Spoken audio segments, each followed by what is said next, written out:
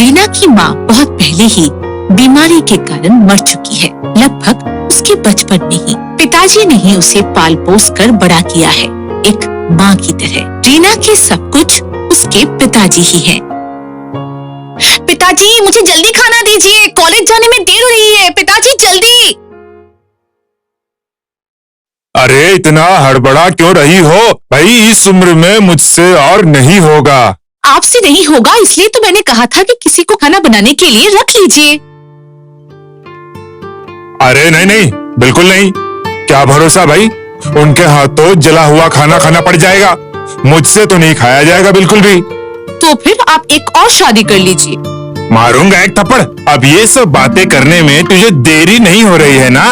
हाँ? अरे लेकिन मैंने गलत क्या बोला? रोज कोई ना कोई मुझे देखने आ रहा है। अरे अगर मेरी शादी हो गई तो आप अकेले रह जाएंगे ना। अरे वो तब का तब देखा जाएगा, अभी तुम चुपचाप खाना खाओ और अपने कॉलेज जाओ। चलो। कुछ दिन बीत जाने के बाद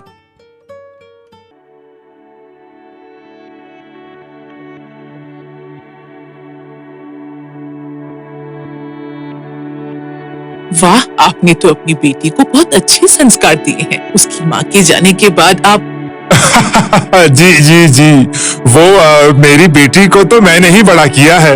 अब तो आपकी बेटी हमारे घर आ जाएगी, फिर आप क्या करेंगे? हाँ जी, वही थोड़ा अकेला रह जाऊंगा। मैं भी तो अकेली हो जाऊंगी। बेटे की शादी के बाद बेटे भला क्या हमारी बात और सुनते हैं? सब तो सिर्फ अपनी पत्नी की ही सुनते हैं। अरे नहीं नहीं नहीं, मेरी बेटी ऐसी बिल्कुल भी नहीं है। नहीं नहीं, आपकी बेटी ऐसी नहीं होगी। इसके पिताजी के जाने के बाद मैंने भी इसे अकेले ही पाल पोस कर बड़ा किया है। ये मुझे बहुत प्यारा है। लेकिन अब मुझे भी थोड़ी आजादी चाहिए। घूमूंगी फिरूंगी, खाऊंगी, आराम से जीऊंगी। आप क्या कहते हैं समधी जी? सही कहा।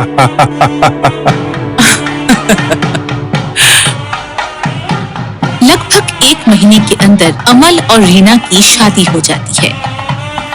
रीना ससुराल चली जाती है। रीना के पिताजी और अकेले हो जाते हैं। कुछ दिन बाद पता है, मैंने पिताजी को फोन किया था। अच्छा, पिताजी क्या बोल रहे थे? पता है, कल रात भी उन्होंने खाना नहीं बनाया, दही और चूड़ा खाकर रह गए और आज भी ऐसे ही काम चला लेंगे कह रहे थे। लेकिन ऐसे कैसे चलेगा? ऐसे तो उनका शरीर कमजोर हो जाएगा। तुमने उनसे कुछ कहा क्यों नहीं? मैंने कहा तो वो कह रहे हैं कि अब उनका मन नहीं लग रहा। बहू रानी, एक काम करो, आज हमारे घर में जो कुछ भी बना है तुम उसे एक टिफिन बॉक्स में भर देना। अमल सुन, तू ऑफिस जाते समय मुझे वहाँ छोड़ देना। दोपहर में मैं टैक्सी करके वापस आ जाऊंगी। माँ, आप जाएंगी? हाँ बिल्कुल। अरे एक इंसान सिर्फ चूड़ा और दही खाकर दिन नहीं काट सकता। अब जाओ और सब पैक कर दो। तो फिर मैं भी आपके साथ चलूंगी, ठीक है? हाँ चलो।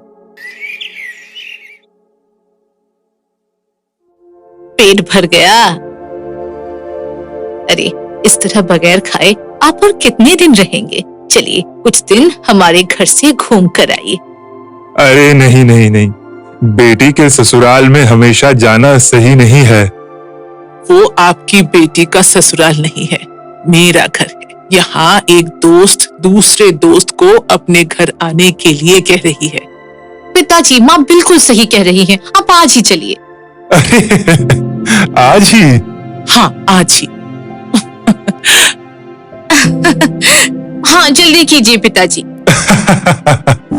हाँ बेटा, अभी आया। एक दिन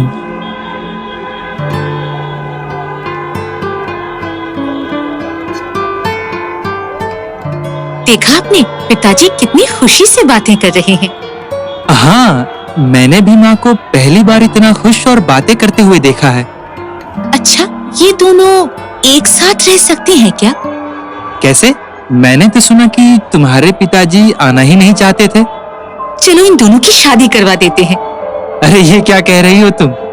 ऐसा करना क्या संभव है? अरे इसे हमें ही संभव करना पड़ेगा। सही कहा। रीना के पिताजी 2 दिन के बाद चले जाते हैं। उसके बाद सास फिर अकेली हो जाती है, बेख्याल और चुपचाप। माँ, आपको क्या हुआ है? बताइए तो सही। आप सारा दिन यूं चुपचाप रहती हैं, किसी से बात नहीं करती, सारा दिन कैसी बेख्याली में गुजारती हैं? अरे नहीं तो, ऐसा कुछ नहीं है। माँ, आपको अपना ध्यान हटाने के लिए परिवार की कुछ जिम्मेदारियां उठानी चाहिए। शायद कुछ काम वगैरह करना चाहिए जिससे आपको अच्छा लगे। नहीं बहू रानी, इतने सालों तक मैंने ही इस परिवार को चलाया है और नहीं होगा मुझसे। तुम्हारा परिवार है, तुम ही संभालो अब। माँ, मेरे ससुर जी कब चले गए थे? शादी के 3 साल बाद ही, तभी मुन्ने का जन्म हुआ था। वो कहाँ गए हैं? क्या इसका कुछ भी पता नहीं चला? मैंने बहुत पता लगाने की कोशिश की थी, लेकिन कुछ भी पता नहीं चला। कोई कहता था कि वो सन्यासी बन गए हैं, तो कोई कहता था कि उनकी मृत्यु हो चुकी है। उसके बाद? उसके बाद और क्या? और 12 साल इंतजार करने के बाद मैं विधवा बन गई। माँ जी, मेरे पिताजी भी अकेले हैं। माँ के गुजरने के बाद सिर्फ मेरी भलाई के लिए उन्होंने और दूसरी शादी नहीं की। सच में वो भी बहुत अकेले हैं। अच्छा माँ, क्या आप दोनों एक साथ नहीं रह सकते? ये तुम क्या अनाप शनाप बोल रही हो बहू? कहीं तुम्हारा दिमाग तो खराब नहीं हो गया? कुछ भी उल्टा सीधा बोल रही हो। कुछ दिन बीत जाने के बाद एक दिन, ये लो, तुम्हारे प्लान के मुताबिक समुद्र यात्रा की टिकट मैंने ले ली है। परसों निकलना है। अब देखते हैं कि तुम इन दोनों को एक कर पाती हो या नहीं।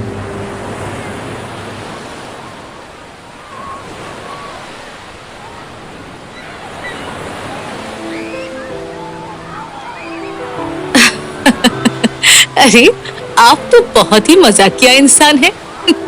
कितनी मजेदार बातें करते हैं आप। अरे, वहाँ देखिए जरा।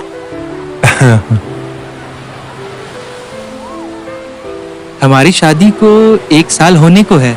हाँ, पिताजी कह रहे थे कि शादी की सालगिरह को धूमधाम से मनाएंगे। पता है, तुम्हारे घर में तो होगा ही, और वो भी पंडित को बुलाकर, बिल्कुल एक शादी की तरह। हमें जो कुछ भी करना है उसी दिन करना पड़ेगा। अच्छा, क्या प्लान है बताओ? सुनिए, यहाँ से लौटकर हम दोनों दिखाने के लिए लड़ाई करेंगे। क्या लड़ाई करेंगे? लेकिन क्यों? अरे, जो कह रही हूँ सुनिए ना। अच्छा, बोलो बोलो। सालगिरह के दिन हमारी लड़ाई हद से बाहर चली जाएगी, और जब पंडित जी वरमाला लेकर आएंगे, हाँ, उसके बाद? उसके बाद आप सब कुछ मुझ पर छोड़ दीजिए। अच्छा, जो हुकुम मेरे आका।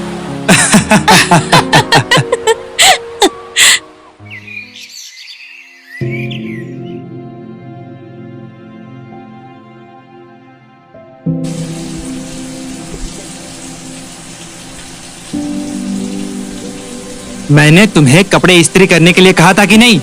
तुम भूल गई? अरे, मैंने किया तो है। इसे तुम इस्त्री कहती हो? कोई काम तुमसे ढंग से नहीं होता। ऐसा और नहीं चलेगा। सुनो, मैं अपने पिताजी की इकलौती बेटी हूँ। मैंने कभी इतना काम काज नहीं किया है। जितनी भी इस्त्री हुई है, अगर पहनना है तो पहनो, वरना छोड़ दो।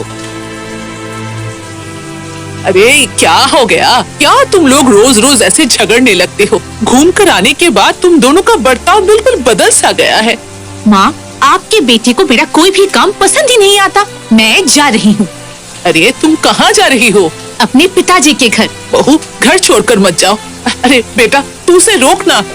अरे जाने दीजिए माँ, मैं और बर्दाश्त नहीं कर सकता। ठीक है, अब तो डिवोर्स पेपर्स के साथ ही तुमसे मुलाकात होगी।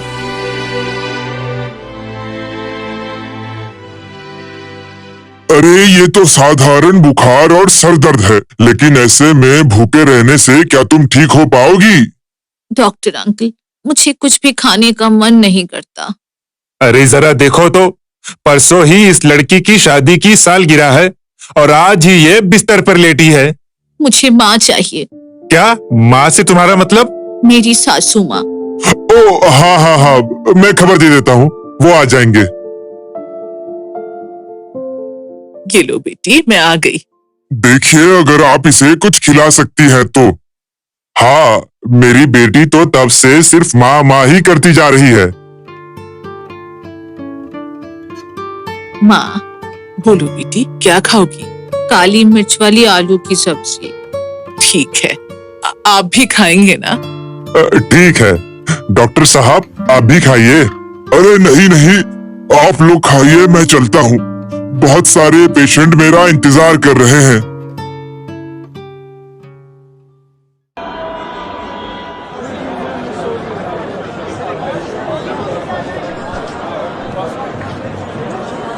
नहीं नहीं, ऐसा और नहीं चलेगा। मैं अब तुम्हारा घमंड बिल्कुल बर्दाश्त नहीं कर सकती। मुझसे भी नहीं होगा।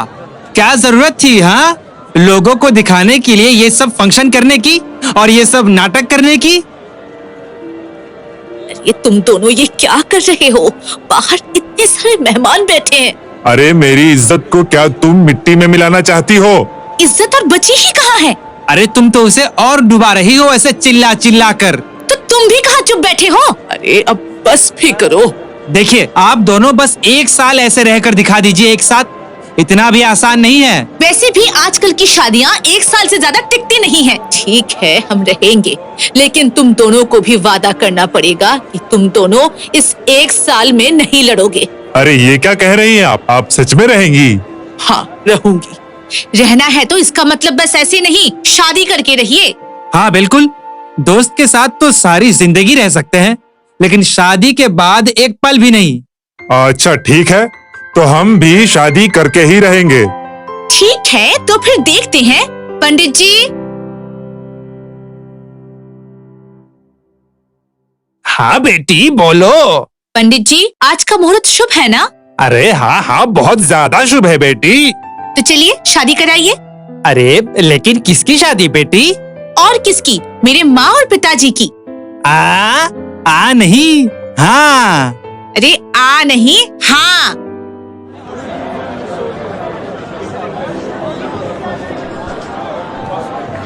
अब एक दूसरे को वरमाला पहनाइए।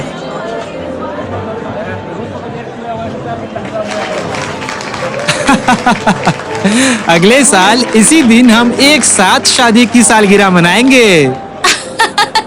मंजूर, अब रहिए एक साथ। Reena, plan successful. हाँ, इनकी शादी का प्लान। हिप्पी। तो सब कहिए मम्मी पापा के लिए हिप हिप हुर्रे।